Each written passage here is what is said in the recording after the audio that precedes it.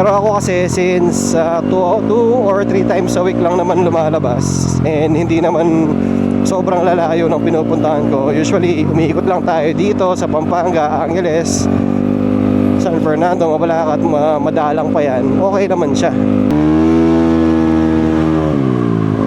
Sa mga nagtatanong pala anong karga ni Julia, kasi napapansin ko marami pa rin nagtatanong sa karga niya kahit ang tagal na niyang ganito. So ang karga po nito is 232cc.